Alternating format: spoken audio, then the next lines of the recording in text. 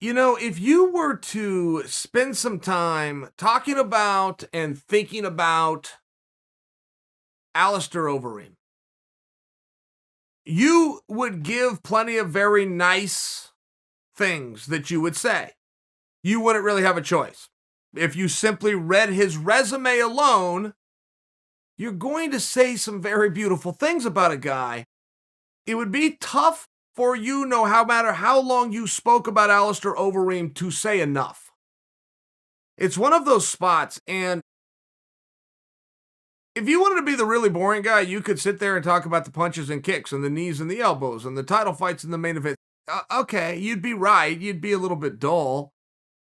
If you were to use one word for Overeem, the word is survivor. There's nothing you're going to throw at him at this point that we could close our eyes and possibly imagine that he hasn't dealt with. He has fought hurt.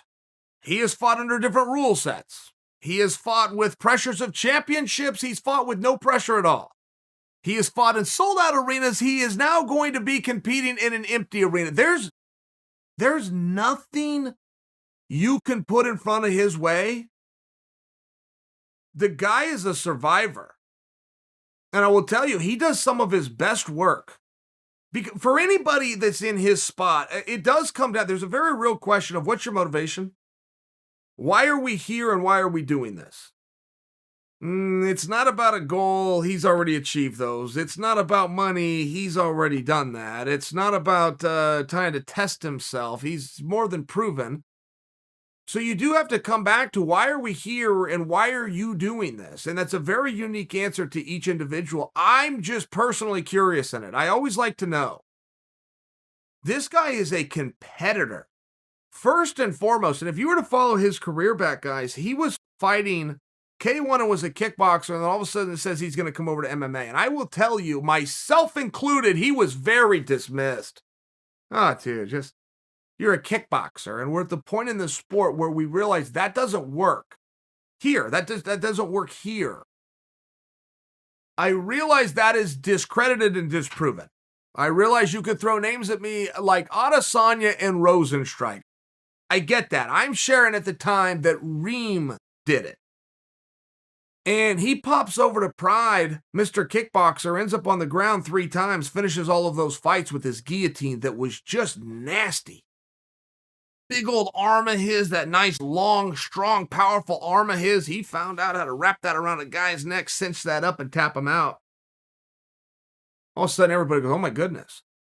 How did this happen? This isn't the way this is done. This isn't the way that this is supposed to happen for a K1 kickboxer. I only share that because his history is very relevant.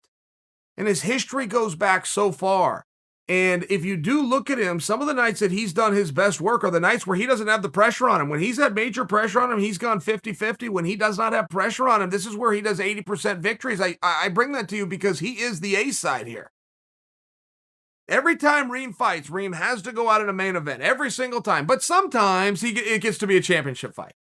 And sometimes it gets to be a really big fight that really matters, like a contenders match. And he's in there with Ngannou just by example.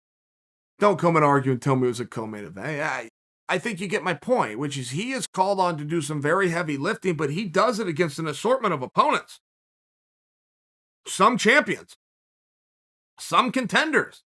I mean, he's a survivor.